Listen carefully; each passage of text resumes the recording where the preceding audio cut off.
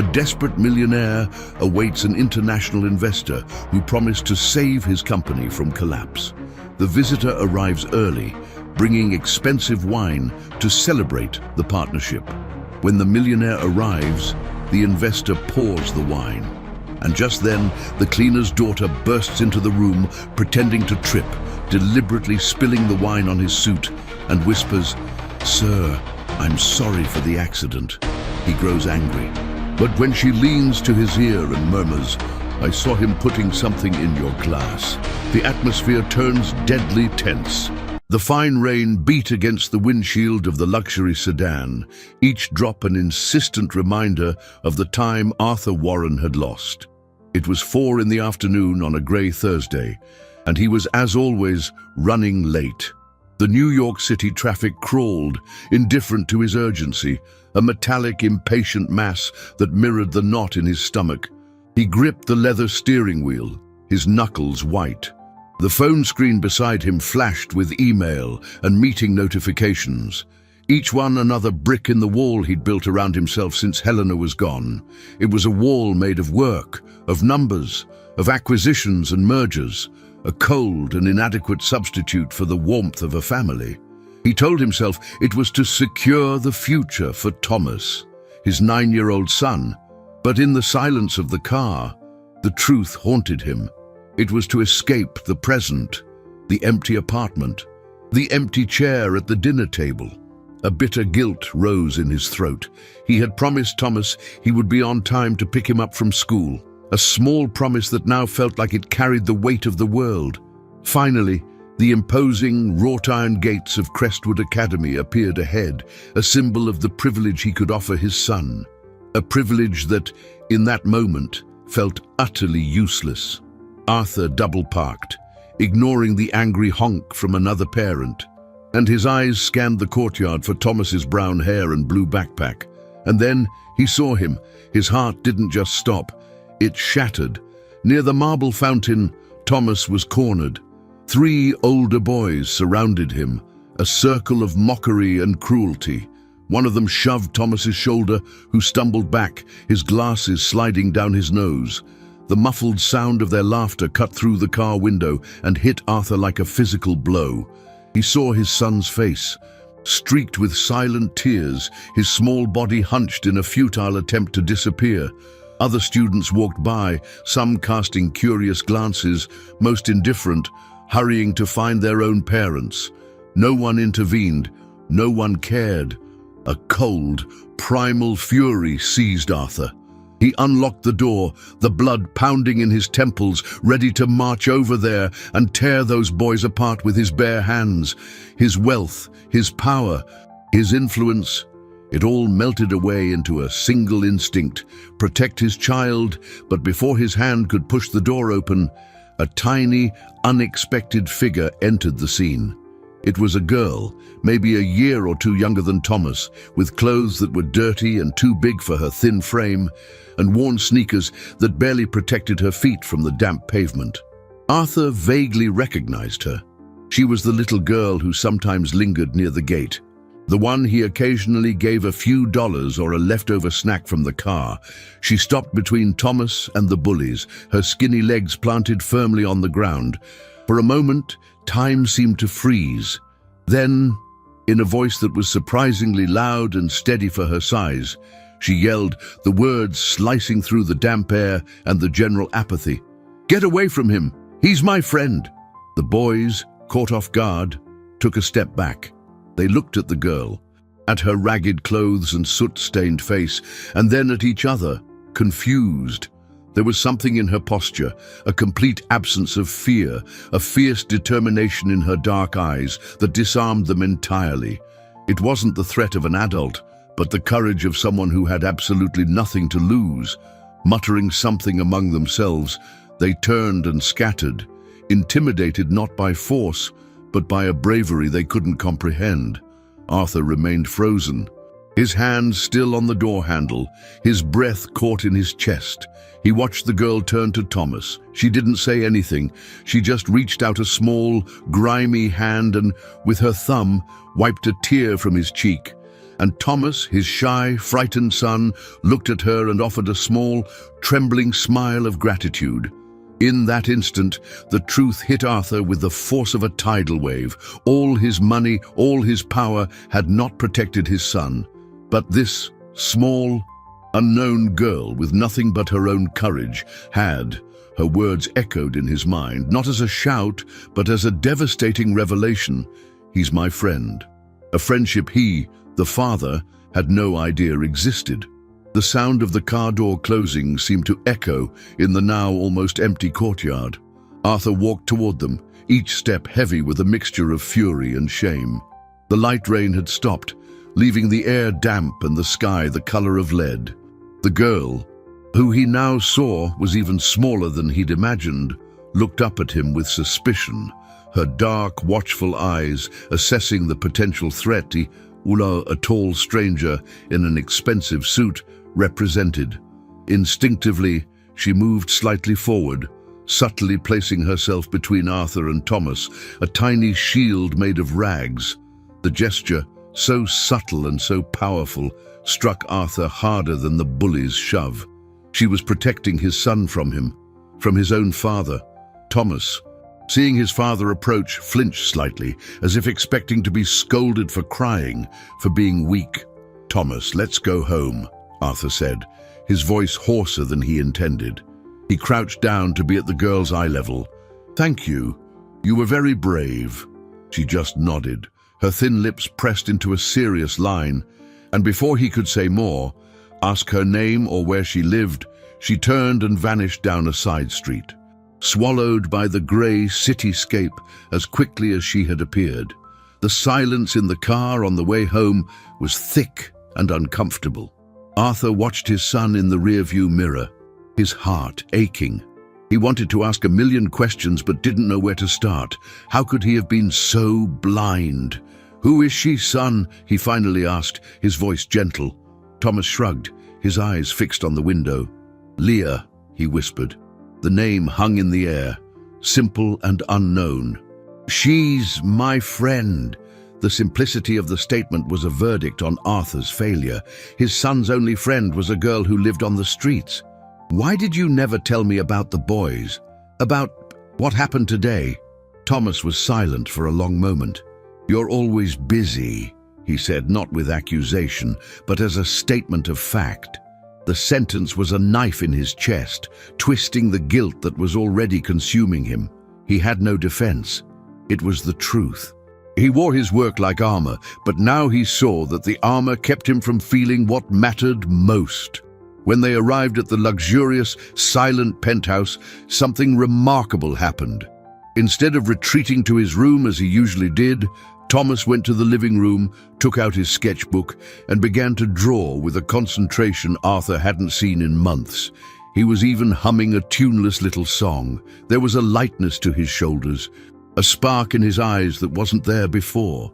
Arthur watched him from the doorway, perplexed.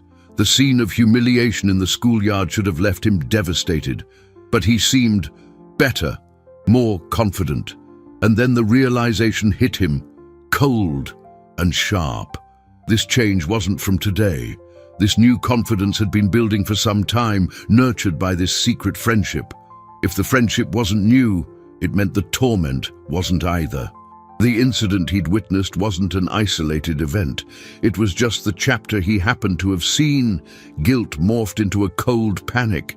How long had this been going on? Right under his nose, he approached slowly, sitting on the edge of the sofa. "Thomas," he began, his voice trembling, "this friendship with Leah, has it been for a long time?" Thomas looked up from his drawing, a surprisingly detailed sketch of a girl with a brave smile. "A few weeks," he said. Arthur took a deep breath, gathering the courage to ask the question he dreaded most. "And the other boys? How long have they been bothering you?" Thomas looked down at the paper, the pencil stopping in his hand. He hesitated, his lower lip trembling. Since Mom was gone. Time stopped. Years, not weeks or months, years of silent suffering that he, in his fog of work and grief, had been completely unable to see. The pain of the revelation was physical. a crushing weight on his chest. He couldn't fix this with a wire transfer or a call to his lawyers. That night, driven by a desperation he hadn't felt since he'd lost Helena, Arthur grabbed his car keys. He didn't know what he was going to do, but he knew he couldn't stand still. He drove back to the neighborhood around the school, cruising slowly through the dark, damp streets. Under the yellow glare of a streetlight, in front of a closed bookstore, he saw her. Leah was huddled under the awning, shielded from the drizzle, but not for the reason he expected. In her lap, illuminated by the weak street lamp, was a thick, worn-out book, and her small eyes moved rapidly across the pages, absorbed in a world no one would imagine she could reach. Arthur parked a safe distance away, the engine off, and just watched. The image of that child, alone in the cold night, lost in a book, was so incongruous and heartbreaking that he felt a lump in his throat. Her clothes were damp, her tangled hair stuck to her forehead, but none of it seemed to bother her. Her entire universe was contained in those yellowed pages. He wondered what story held her so captivated. What adventure was carrying her away from the cold concrete and the indifference of the city? He stayed there for almost an hour, an invisible spectator, as she read with an intensity he rarely saw even in the most dedicated executives at his firm.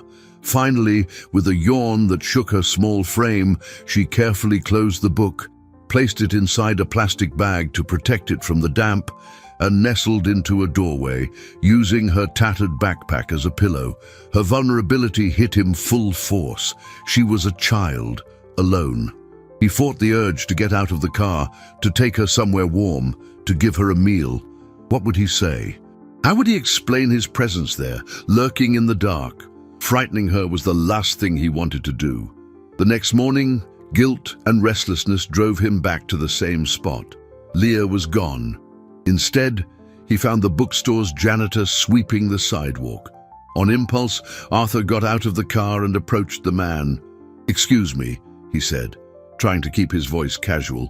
"I saw a little girl reading here last night. Do you know her?" The janitor, an old man with white hair and a weary face, leaned on his broom and sighed. "Ah, the little reader. Yeah, she shows up now and then. Smart little thing she is. Finds books in the trash that people toss from the donation bins. Reads anything, from romance novels to physics manuals. Saw her with one on botany once.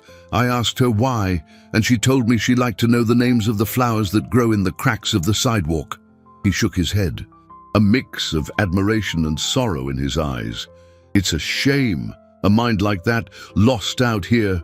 The man's words confirmed Arthur's impression and deepened it. It wasn't just courage that girl possessed. It was a brilliance, a raw intelligence that bloomed in the harshest conditions, like the flowers in the cracks she liked to name. This discovery shook the foundations of his beliefs. Arthur, a man who valued education above all, who paid a fortune for his son to have access to the best teachers and resources, was confronted with the reality of a self-taught child learning from society's cast-offs. His worldview, compartmentalized into boxes of social status and opportunity, began to crumble. He had always equated intelligence and potential with environment, with upbringing, with access. Leah was living proof that he was wrong. Her poverty didn't define her ability, it only limited her opportunities. The image of her reading under the streetlight merged with the image of his son, crying in the schoolyard, and he understood that both children were victims of a system he, in a way, helped perpetuate.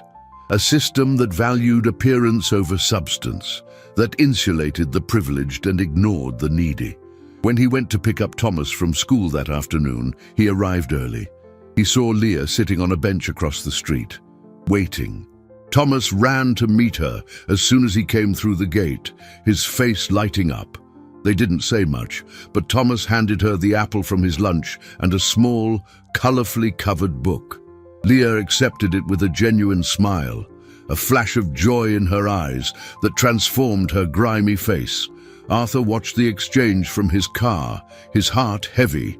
It was a pure, simple friendship based on a connection that transcended their vastly different realities.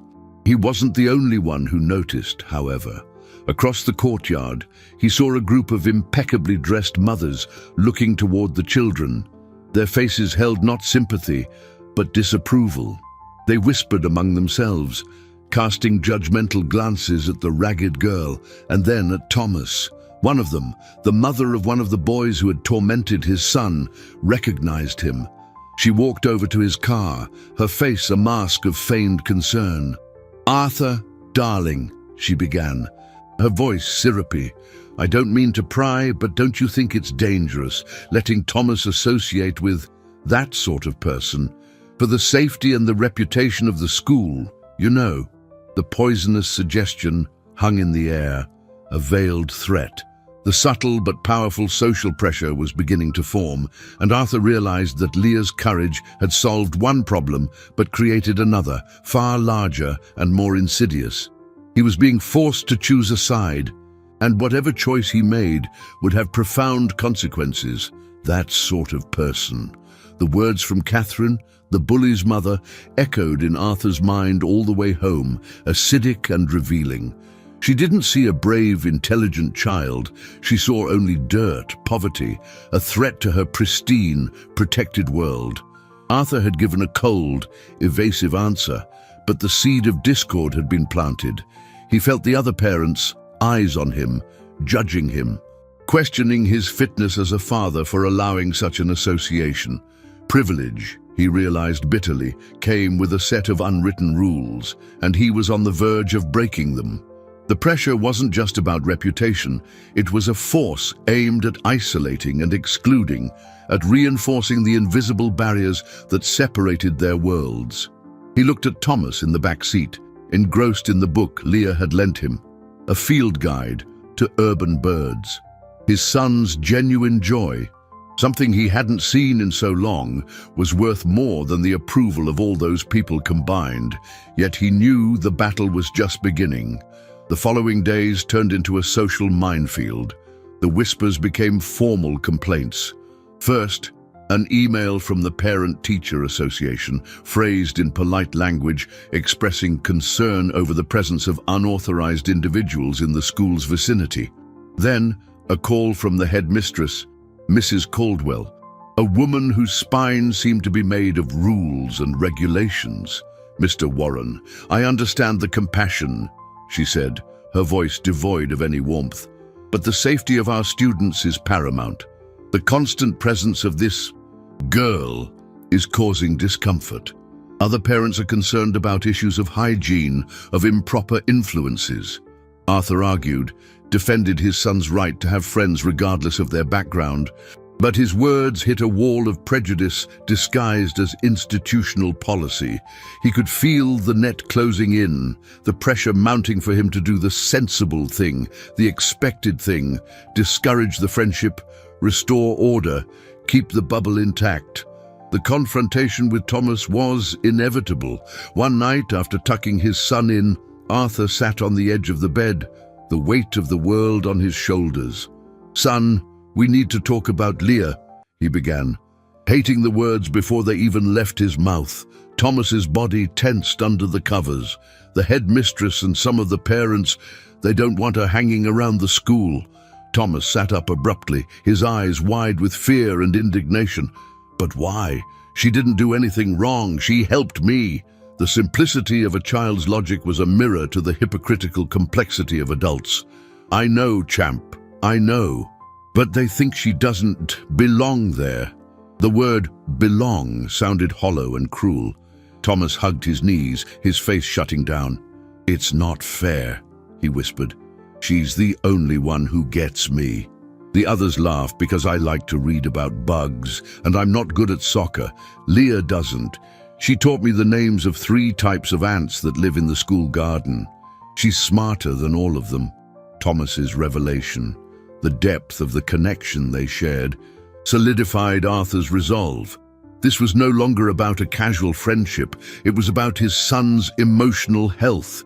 He could not, would not, take away the one person who made him feel seen and valued. The school, however, acted first. The next day, when Thomas ran to meet Leah on their usual bench, a school security guard stepped between them.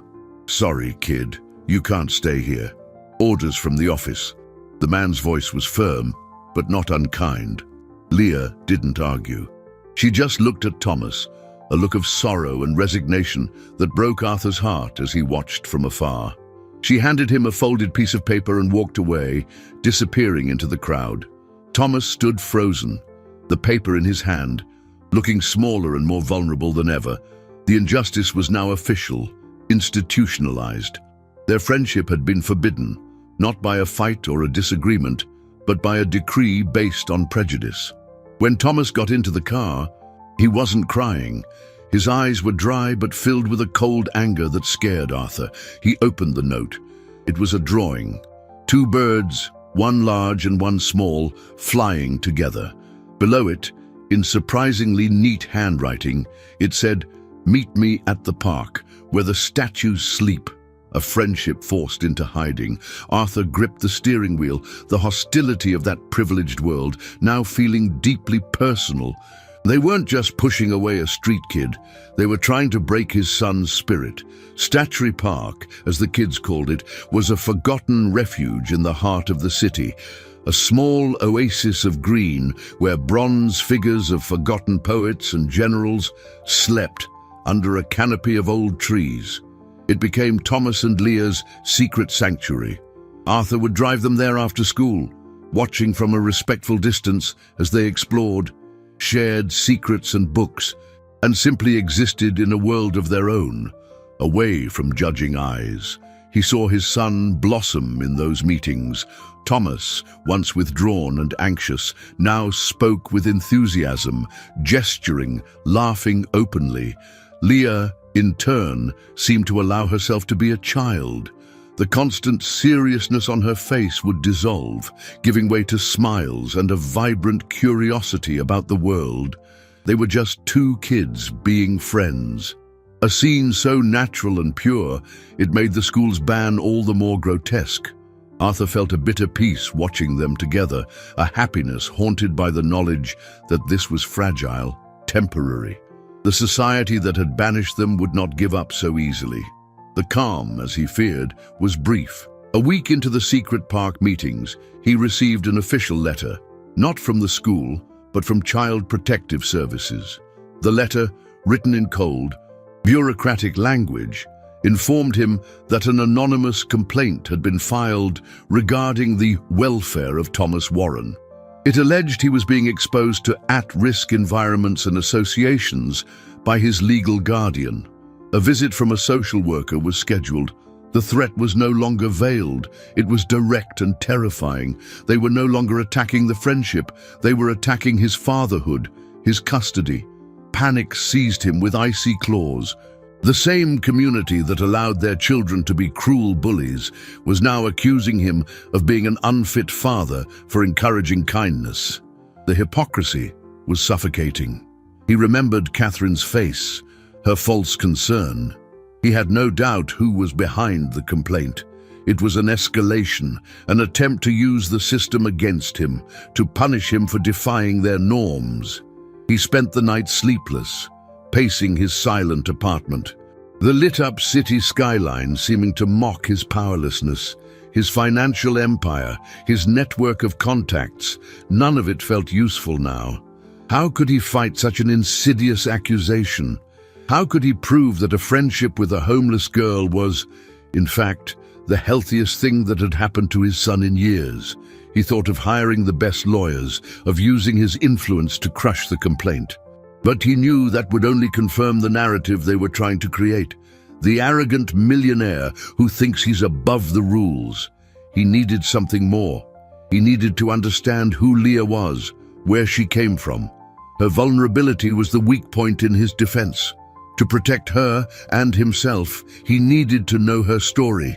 The next day, instead of going to his office, he went looking for her, not at the park, but in the places he imagined she frequented, public libraries, soup kitchens, the alleys behind restaurants. It was a frustrating, humbling search. He, Arthur Warren, used to having the world at his beck and call, was lost in the underbelly of the city he only knew from his glass tower. Finally, at a small daytime shelter, a volunteer recognized her from his description. Leah, yes, a bright girl, but very private, doesn't trust anyone. The woman hesitated, then looked at him closely. If you really want to help her, you need to know the truth. She's not in the system. Not officially. Her parents, they were gone about 2 years ago. A bus accident, coming back from upstate. No one ever came looking for her. She's been surviving on her own ever since, by staying invisible. If social services finds her, she'll go to a group home. And she's terrified of those places. The revelation left him breathless. 2 years, alone. An orphan who had slipped through the cracks of the system, surviving on her own intelligence and resilience. The urgency of his situation became desperate. This was no longer just about protecting a friendship. It was about saving a child. And the CPS investigation he so feared could be the very force that would tear her from his life and throw her into an impersonal, frightening system. He was trapped, where every move to protect his son could inadvertently condemn the girl who had saved him. The knowledge that Leah was an orphan living completely off the grid changed everything. The threat from Child Protective Services now had a double edge. It could take Thomas from him and, simultaneously, swallow Leah into a system that she, for reasons he didn't yet fully understand, deeply feared. Arthur felt like he was walking a razor's edge. The visit from the social worker, a woman named Ms. Evans, was tense. She was professional, her eyes taking in every detail of the immaculate apartment, every interaction between father and son. Arthur tried to be transparent, explaining the bullying situation and how the friendship with Leah had been beneficial for Thomas's emotional recovery. He omitted, however, what he'd discovered about her being an orphan, fearing the revelation would trigger the very thing he wanted to avoid. Ms. Evans listened patiently, making notes on her clipboard. "I understand your perspective, Mr. Warren," she said at the end, her voice neutral, "but the complaint is a serious one. Your son's association with an unaccompanied minor raises questions of safety and supervision. We will need to investigate further." Her words, though calm, were a clear warning. He was under scrutiny. The external pressure intensified, but the biggest change was happening within Thomas. The secret friendship, the need to protect Leah, had awakened a strength in him that Arthur had never seen. He was no longer the boy who shrank in corners. One day at the park, as Leah read to him from a book on astronomy, Thomas interrupted her. "Leah, I don't want to hide anymore. It's not fair to you." Leah put the book down, her expression worried. "But Thomas, they'll send me away, to a bad place." "I won't let them," Thomas said, his voice firm, echoing the determination she had shown him. "My dad will figure it out. He's good at fixing problems." Arthur, overhearing the conversation from a distance, felt a mix of pride and panic. His son's faith in his ability to fix problems was both moving and crushing. He, who settled multi-billion-dollar mergers with a phone call, felt utterly lost on how to solve this human dilemma. The situation came to a head a few days later, tipped off by the ongoing investigation. City officers, accompanied by a different social worker than Mrs. Evans, approached Leah while she was alone, reading on a park bench. It was a routine check on child vagrancy, likely instigated by the same forces that had reported him. They questioned her about her parents, where she lived, true to her survival instinct. Leah said nothing, but the fear in her eyes was plain. One of the officers, growing impatient, spoke of taking her to a temporary shelter until her situation was clarified. That was enough. That evening, Leah didn't show up at the park, nor the next. Panic began to set in. Arthur and Thomas went back to the park every afternoon, waiting, the silence growing heavier each time. Thomas, who had become so talkative and confident, regressed. The light in his eyes dimmed, replaced by a constant anxiety. He barely ate, barely slept. She left because of me. "Dad," he whispered one night, his face pale. "They scared her away. It's my fault." Watching his son unravel was torture. Leah's absence had created a vacuum that all of Arthur's love and wealth could not fill. Their friendship wasn't just a comfort, it was a lifeline for them both. Desperate, Arthur mobilized his resources. He quietly hired a private investigator, a former cop, to find an 8-year-old girl in a city of millions, a nearly impossible task. The days dragged on into a week of anguish. The investigator called with disheartening reports, no sign of her in the usual spots. It was as if she'd become a ghost, just as she had for the past 2 years. Thomas's regression was alarming. He refused to go to school, afraid to face the bullies without his protector. He spent hours at the window, staring down at the street, hoping for a glimpse of tangled hair and worn sneakers. The emotional dependency the two children had developed on one another was now painfully clear.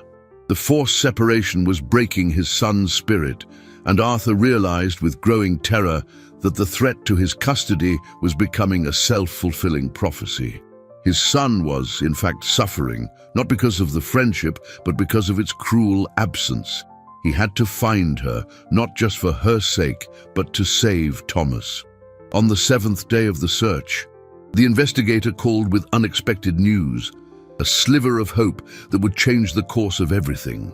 He hadn't found her, but he'd found something connected to her, an old file in a county clerk's office in a small town upstate. A file that spoke of a will and a small property left in the name of Leah Martins by her parents, a will that was being contested. The girl he thought had nothing, in fact, had a home that greedy, distant relatives were trying to steal. The investigator's revelation was like a flash of light in a dark tunnel. Leah wasn't just a nameless, pastless girl. She had roots, an identity, and most importantly, a right. The existence of an inheritance, however modest, transformed her situation from a social services case into a complex legal dispute. Arthur felt a surge of adrenaline replace his despair. Here was something he understood, a battlefield where his skills and resources could make a difference. Lawyers, property disputes, litigation. This was his world. The girl who had taught him about courage now needed the kind of protection only he could offer. The irony was not lost on him. He, who had felt powerless, now had a clear path, a way to fight for her that involved not just emotion but strategy. The information gave him not only hope, but a new, powerful motivation. Protecting Leah was no longer just an act of compassion, it was a matter of justice. He immediately put his legal team to work. Within hours, they had the full picture. Leah's parents, simple laborers, had saved their whole lives to buy a small piece of land with a modest house in their hometown, a place they dreamed of renovating for their retirement. After the accident, distant cousins, the only known relatives, had emerged with a claim on the property, arguing that a missing and presumably unfit child could not inherit. They wanted to sell the land quickly to a local real estate developer. The case was crawling through the slow bureaucracy of a small town, but Leah's absence made their victory almost certain. Hiding somewhere in the city, Leah likely carried the documents that proved her identity. The only real obstacle to her relatives, greed, her invisibility, which had been her survival tool, was now the weapon her relatives were using against her. While his lawyers dove into the paperwork, Arthur focused on the search. The new information provided clues. If Leah knew about the inheritance, she might be trying to get back to her hometown, or perhaps she was hiding near a place that reminded her of her parents. The investigator, now with a full name and a story to follow, focused the search on bus terminals and public libraries with access to maps and travel information. Thomas, upon hearing the news, seemed to reignite. The idea that Leah had a home, a place that was hers, gave him something concrete to hold on to. "We have to find her, Dad," he said, his voice stronger than it had been in days. "We have to help her get her house back." The shared mission united them like never before. For the first time, they weren't just a father and son suffering separately, but a team with a purpose. The break came 3 days later. The investigator called, his voice excited. "I've got her. Or rather, a librarian has." Leah, using a public computer in a library on the other side of the city, had been looking up bus routes to upstate New York. The librarian, an observant woman who'd been given the search flyer, recognized her. She didn't confront her, but called the number on the flyer. Leah was still there. Arthur felt his heart leap into his throat. "Don't lose her. We're on our way." He and Thomas rushed to the car, the silence filled with a hopeful tension. When they arrived at the library, they saw her through the plate glass window, small and focused on the computer screen. Arthur took a deep breath, steeling himself. He knew the approach had to be careful. She was a frightened child, on the run from any figure of authority. He couldn't fail. He had Thomas go in first. Seeing him might calm her. Thomas opened the library door and walked slowly toward the computer station. "Leah?" he called softly. She whipped around, her eyes widening in surprise and fear. She immediately started gathering her few belongings, ready to bolt. "No, wait," Thomas said, holding out a hand. "We're not going to hurt you. My dad's here. He wants to help." "For real?" Leah hesitated, her gaze flickering between Thomas and the door. Arthur entered slowly, keeping his hands visible, his expression as gentle as he could muster. "Leah," he said, his voice calm, "we know about your house. We know about the land your parents left for you. We're not here to take you to a shelter. We're here to help you fight for what's yours." The girl's eyes filled with tears, but not of fear. It was the relief of finally being seen, of having her secret burden acknowledged. For the first time since he'd met her, she didn't look like a hardened survivor, but just a tired child who had been carrying a weight far too great. She looked at Thomas, then at Arthur, and in a gesture of complete and absolute trust, she pulled a worn plastic envelope from inside her jacket. Inside, yellowed and folded, were her documents, her birth certificate and the deed to the property, the key to her future. Holding that plastic envelope felt more significant to Arthur than closing any multi-million-dollar deal. It was a testament to Leah's resilience and a symbol of the trust she was placing in him. In the car on the way home, a different kind of silence settled in. Not the tense quiet of before, but one of exhaustion and relief. Leah sat in the back next to Thomas, huddled against the door, as if trying to take up as little space as possible. For the first time, she was inside the luxury car, crossing the threshold into a world she had only ever observed from the outside. Thomas, sensing her discomfort, quietly offered her a small toy robot he always carried in his pocket. Leah examined it with curiosity, her small fingers tracing the plastic seams, and a tiny smile touched her lips. It was a silent bridge between two universes, a gesture of normalcy in an extraordinary situation. When they arrived at the penthouse, the sheer scale of the contrast hit her. Leah stopped at the entrance to the living room, her wide eyes taking in the high ceilings, the panoramic windows showcasing the city as a carpet of lights, and the elegant furniture. To her, it must have looked like a palace from another planet. Marta, the family's longtime housekeeper, a warm-hearted woman who had helped raise Thomas, approached with a kind smile. "Welcome, dear. You must be hungry. I've made some warm soup." Leah took a step back, wary, unaccustomed to such open kindness. But Marta, with the wisdom of someone who understands children, simply placed the bowl on a small table and moved away, giving her space. It was Thomas who coaxed her forward. He took her hand and led her to the sofa. "It's okay to eat. Marta's soup is the best." Watching the two of them eat together, Arthur felt a pang of something that resembled a real family, a feeling he hadn't had since Helena's death. Leah's presence in the house, however temporary, began to fill the emptiness. She was quiet and observant, moving through the apartment like a small ghost. But gradually, her natural curiosity won out over her shyness. She discovered Arthur's library, and her eyes lit up at the sight of the floor-to-ceiling shelves packed with books. He found her one afternoon sitting on the floor, completely absorbed in an illustrated encyclopedia of the human body. "I like to know how things work on the inside," she explained, without looking up from the page. Arthur started spending more time at home, cancelling meetings and delegating tasks. He would sit with them as they did homework, or in Leah's case, as she devoured books far beyond her grade level.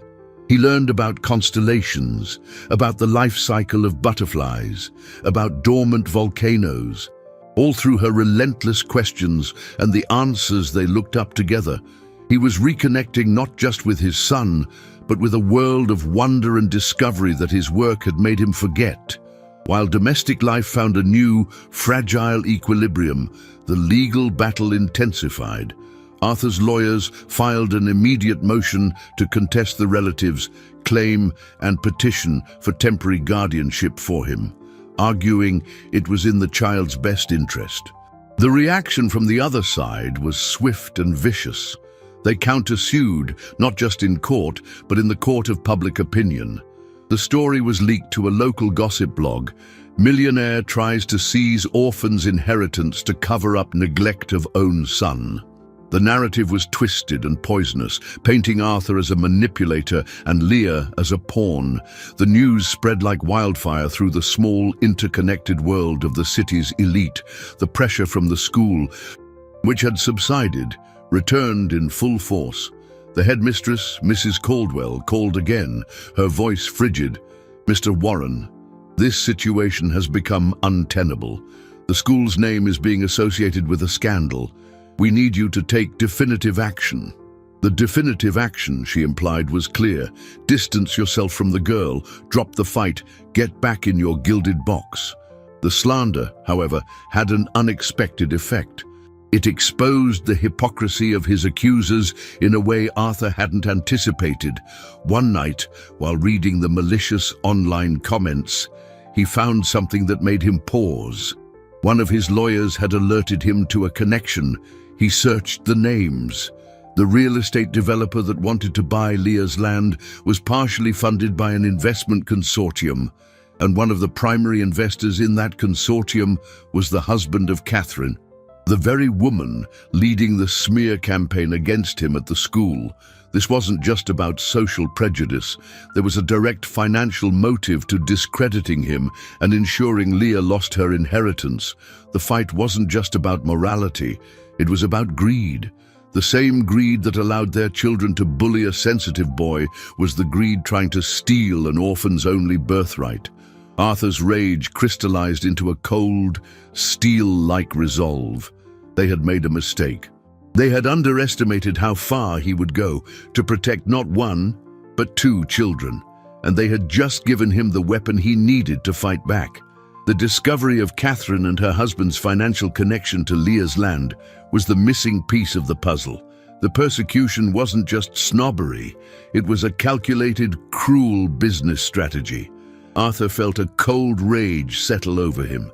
They were using their children's bullying, the school's structure, and the community's prejudice as tools to intimidate him and ultimately profit from a child's misfortune.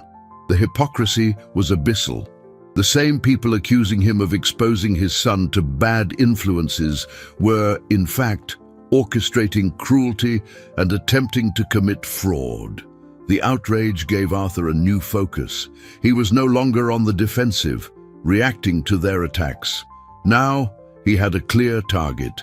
He instructed his lawyers and investigators to dig deep, to follow every transaction, every email, every phone call. "I want everything," he said on a call, his voice low and dangerous. "Expose every bit of rot you find." While the investigation proceeded behind the scenes, Arthur made a bold decision. He realized that fighting only in the courts wasn't enough. The battle for public opinion, which he had once disdained, was crucial. He had to change the narrative, and to do that, he needed the truth. His, Thomas's, and most importantly, Leah's. One evening, he sat down with the two children in the living room. The atmosphere was serious. "We need to talk about what's happening," he began. "People are saying bad things about us, about our family." He explained, in simple terms they could understand, about the fight for Leah's house and how some people from school were trying to stop them from helping. Thomas listened with a furrowed brow, his jaw tight. Leah, as always, listened in silence, absorbing every word. "Those people, the parents of the boys who hurt you, Thomas, are the same ones who want Leah's house," Arthur continued, watching their reactions. "They're lying so that we'll give up." He saw understanding spark in Thomas's eyes. The injustice was no longer an abstract concept. It had a face, the face of his tormentors and their parents. "That's evil," Thomas whispered. Arthur nodded. "It is. And that's why we can't hide anymore. We need to tell our story." He looked at Leah, the hardest part of the conversation. "Leah, this means people will know about you living alone. It's going to be hard and maybe scary, but it's the only way we can show them the truth." Leah was silent for a long time, her eyes fixed on a distant point. Arthur held his breath, knowing he wouldn't force her. The choice had to be hers.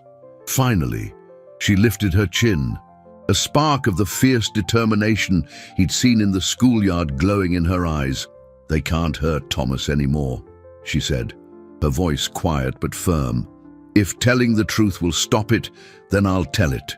With Leah's blessing, Arthur acted. He contacted a respected investigative journalist, known for her integrity and her reporting on social issues. He didn't give her a sensational, exclusive interview. Instead, he gave her access to his lawyers, to the documents on the land dispute, to the proof of the financial connection, and, very carefully, he arranged for the journalist to meet the children with a child psychologist present to ensure their well-being. It wasn't a formal interview. It was a conversation. The journalist, a kind, perceptive woman named Clara, simply listened. She listened as Thomas described, in a trembling but brave voice, the years of silent bullying. And she listened as Leah told her story, not as a victim, but as a survivor, describing how books were her companions and how her friendship with Thomas made her feel less alone. The report was published the following Sunday on the front page of a major newspaper. It wasn't sensationalist. It was a powerful, detailed account of the hypocrisy of a privileged community, the cruelty of institutionalized bullying, and the unlikely friendship that blossomed in the midst of it. The story exposed the greed behind the land dispute and painted a devastating portrait of parents who, while preaching about safety and propriety, allowed their own children to be agents of torment. The reaction was immediate and overwhelming. The tide of public opinion turned completely. The school was flooded with calls from furious parents, not at Arthur, but at the administration and the implicated families. Child Protective Services, now under a media spotlight, reassessed its position. The anonymous complaint began to look exactly like what it was, a weapon in a campaign of harassment. The battle was far from over, but Arthur had won a crucial round. He had taken the fight out of the shadows and into the uncomfortable glare of the truth. And at that moment, something even more unexpected happened. Someone from Leah's past, someone she thought she had lost forever, read the report and recognized her parents' name. An old neighbor and her mother's best friend who had moved from the small town years ago and lost touch, saw the photo of the determined-eyed little girl and knew with a certainty that shook her heart that she had to do something.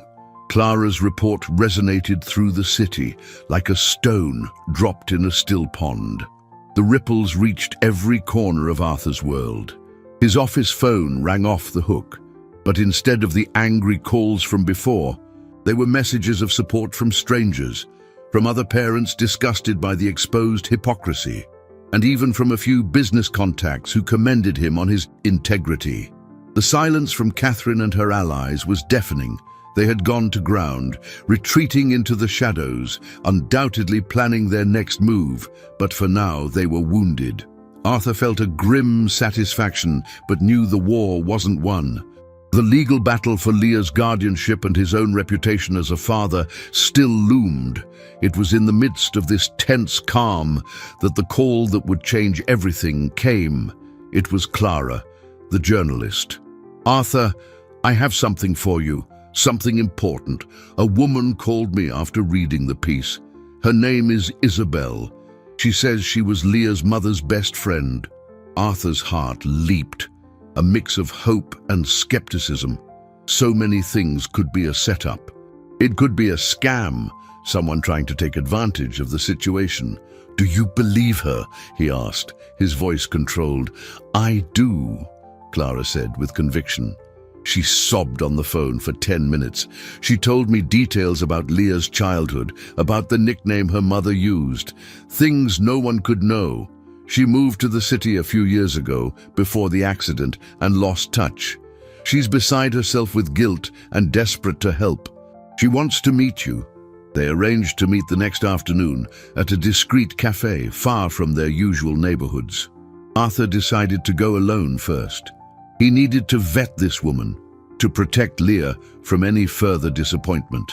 Isabel was a woman in her early 50s, with a kind face etched with worry lines and a warm smile that didn't quite reach her sad eyes. She stood as Arthur approached the table, her hands twisting a paper napkin. "Mr. Warren," she said, her voice thick with emotion. Thank you for finding her. I looked for her after I heard about the accident, but no one knew where she'd gone." The tears she'd been holding back finally fell. She told stories of Laura, Leah's mother, of their friendship since childhood, of the dreams they'd shared. Laura and her husband, they loved that girl more than anything, Isabel said, her voice filled with a genuine ache. That piece of land wasn't about money. It was Leah's future.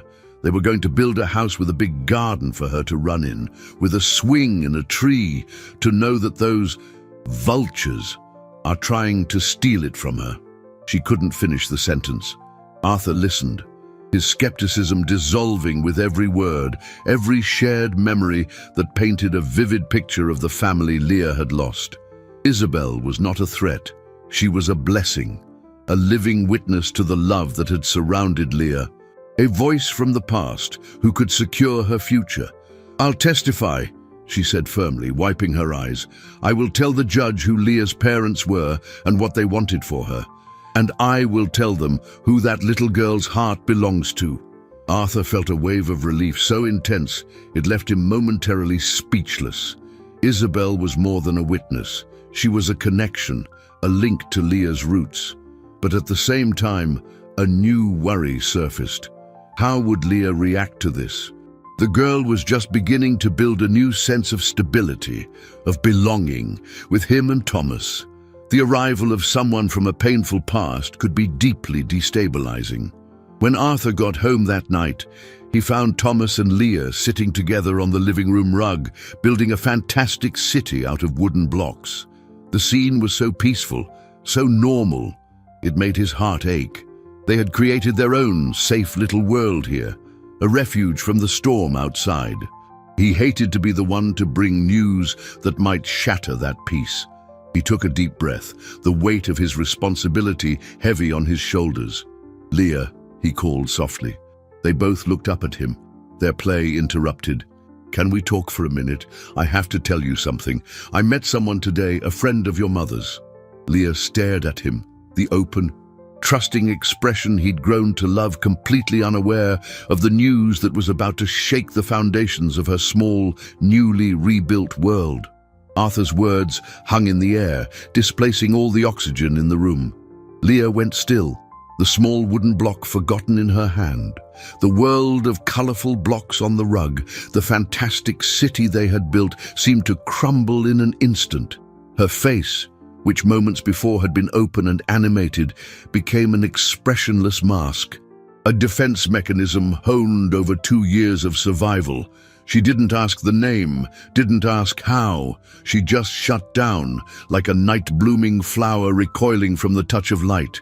Thomas, sensing the seismic shift in the atmosphere, reached over and covered Leah's hand with his own. It was a small, instinctive gesture of pure solidarity. "It's okay," he whispered to her. But the look he gave his father was a mixture of confusion and pleading. Arthur knew he was treading on sacred, fragile ground. "Her name is Isabel," he said, his voice as gentle as possible. "She loved you very much, Leah. She wants to see you." Leah remained silent, her gaze lost, traveling to a place no one else in the room could reach. The meeting was set for the next day, at the apartment.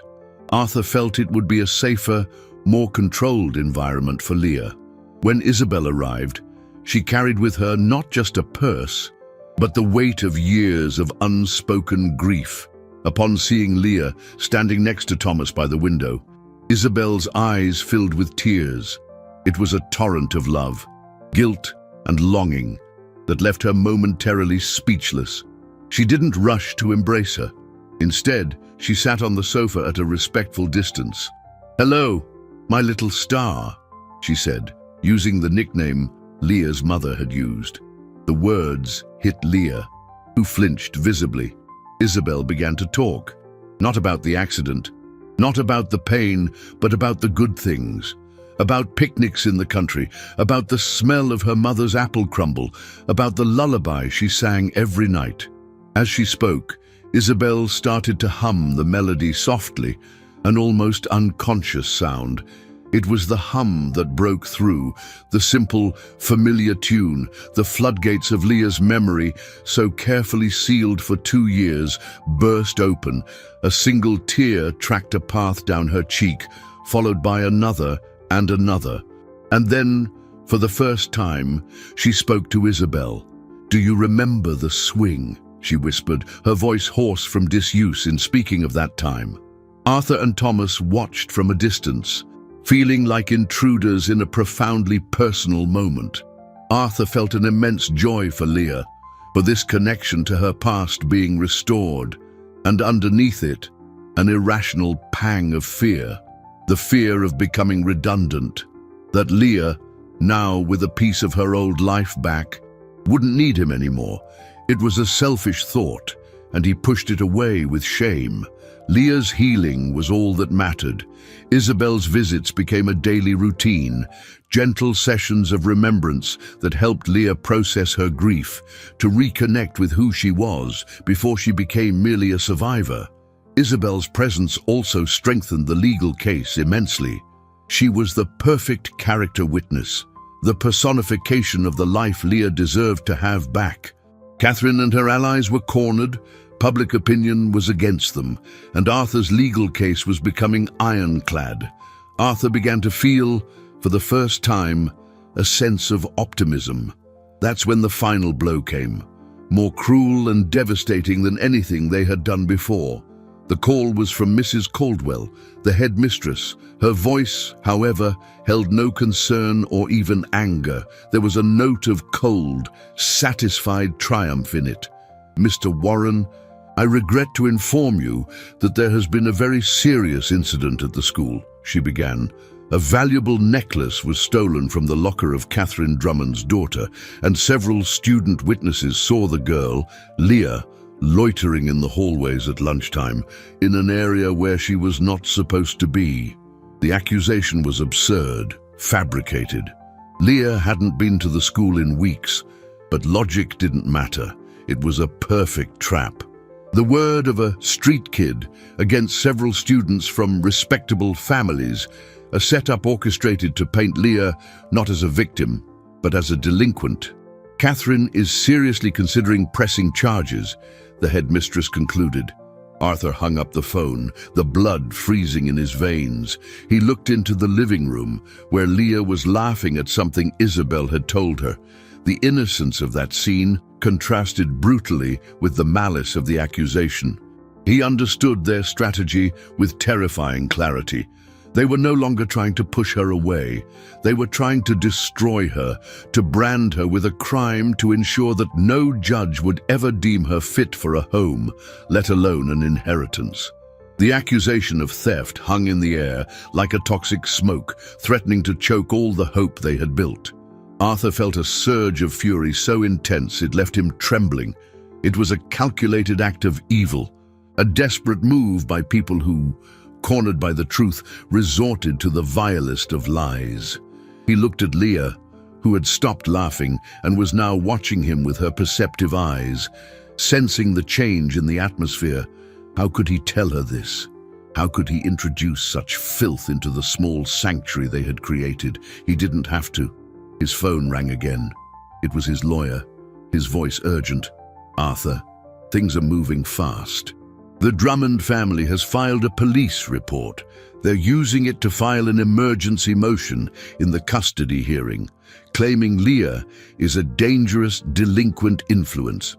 The hearing has been moved up to tomorrow. The timeline, which should have given them weeks to prepare, had been compressed to less than 24 hours.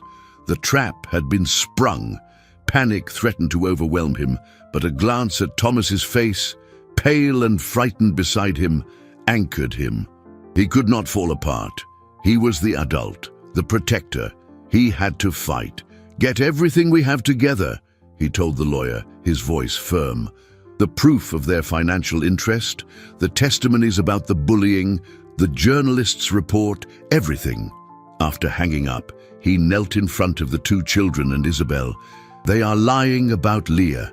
They are saying she took something that wasn't hers. And tomorrow, we have to go to a place, a courtroom, and tell the judge the truth." Leah's eyes widened, but this time, it wasn't just fear. It was outrage. The same spark of injustice that had made her defend Thomas in the schoolyard now burned for herself. "But I didn't do it," she said, her voice clear and strong. "I wasn't even there." "I know," Arthur said, "and we are going to prove it, but it's going to be hard. They will try to scare us." He looked at Thomas. "And you, champ, you might have to speak. You might have to tell the judge about your friends and about how Leah helped you." The thought of testifying in public, of facing not just the judge, but likely the parents of his tormentors, made Thomas shrink back. The fear he had fought so hard to overcome returned in a rush. Panic filled his eyes. He looked at Leah, at the injustice being done to his friend, the only one who had ever stood up for him. And then, something inside him shifted. The fear was still there, a cold knot in his stomach, but something else grew stronger. Loyalty. Love for his friend. He lifted his chin, a perfect imitation of Leah's own gesture. "I'll talk," he said. "I'll tell them everything." That night was the longest of Arthur's life. There was no sleep, only strategy, preparation, and quiet talks. He, his lawyer, Isabel, and the children sat around the dining table, not as a legal team, but as a family preparing for the fight of their lives. The courtroom the next morning was a cold, intimidating place. Dark wood paneling, high ceilings, and an oppressive silence. Across the room, Catherine and her husband sat with their lawyer, their faces impassive masks of righteousness. Other parents from the school were there, whispering, their gazes like small stones. The judge, a stern-looking man, heard from the Drummonds' lawyers first. They painted a convincing, though entirely false, picture of an out-of-control street child, a thief who posed a danger to the school's orderly community. They brought forth witnesses, the children of the very parents leading the campaign, who recited coached testimonies about seeing Leah near the lockers. The tension in the room was almost unbearable. Arthur could feel the weight of systemic prejudice tilting against them. It was easy to believe their version. It was the narrative society expected. Then it was their turn. Arthur's lawyer methodically dismantled the financial accusations, but it was one word against another. Isabel gave a moving testimony about Leah's family, but that spoke to the past, not the present charge. The turning point, the climax of their entire journey, rested on the shoulders of a 9-year-old boy. Thomas was called to the stand. He walked to the witness chair, his legs trembling. He looked out at the gallery, at the faces of the boys who had tormented him, now sitting beside their parents. He looked at Leah, who watched him with her heart in her eyes. The opposing lawyer began his cross-examination, his voice condescending. "So, Thomas, you want the judge to believe that this girl, whom you barely know, is some kind of angel?" Thomas's voice was a barely audible whisper when he answered, "She's my best friend." The room fell completely silent. He took a deep breath, looked directly at the judge, and the story began to pour out. Not the story of the accusation, but his story. The story of years of loneliness, of fear, of being pushed and ridiculed while adults looked the other way. And then he spoke of Leah, of how she stood up for him when no one else would, of how she taught him the names of the stars. "She wouldn't steal anything," he said, his voice gaining strength, echoing in the silent room. "She gave me the one thing I needed and didn't have. She gave me courage." And then he looked directly at Catherine. "And your son, he lies. He told me his dad said they were going to get Leah's house and that I had to stay away from her. He said if I didn't, they would do something to make her disappear for good." Their castle of lies had just crumbled. Thomas's words fell into the courtroom silence with the weight of undeniable truth. The accusation, so carefully built on prejudice and lies, fractured under the force of a child's honesty. Catherine Drummond went pale, her face a mask of shock and fury at being exposed by a 9-year-old boy. Her lawyer shot to his feet to object, but the judge waved him silent, his eyes locked on Thomas, and then, with new understanding, on the party across the aisle. Thomas's testimony, combined with the evidence Arthur's lawyer had presented about the Drummonds' financial interest in the property, painted a complete and devastating picture of conspiracy and cruelty. The case, which for a moment had seemed poised to condemn Leah, now turned against her accusers. The judge, seeing the truth clearly, ended the session abruptly, announcing he would deliver his decision the next day. But the verdict was already written on the defeated faces of Catherine and her husband. That same day, the resolution began to unfold outside the courtroom. The school, facing a scandal of epic proportions and the wrath of dozens of other parents who now saw the truth, moved swiftly. Mrs. Caldwell was suspended, and an internal investigation was opened into the culture of bullying that had been allowed to flourish under her watch. The families involved in the setup, including the Drummonds, withdrew their children from the institution, preferring flight to the humiliation of facing the community they had deceived. For Arthur, the sweetest victory was not legal, but personal. Leaving the courthouse, Thomas, who had trembled with fear on his way in, walked with his shoulders back, his head held high. He had not only defended his friend, he had defended himself, finding his own voice in the process. The shy, frightened boy had transformed, right before his eyes, into a brave young man of integrity. The next day, the judge's decision was a formality, but a powerful one. He not only threw out all charges against Leah, but sternly rebuked the Drummonds for their malicious attempt to manipulate the judicial system. He granted Arthur temporary guardianship of Leah, praising his dedication to protecting the well-being of both children, and most importantly, he issued a court order protecting Leah's inheritance from any further claims, ensuring her parents' dream would be preserved until she was of age to decide its future. The legal and social battle was won. Each character's narrative arc found its resolution. Leah, the girl who was invisible, was now seen and protected, her identity and future secure.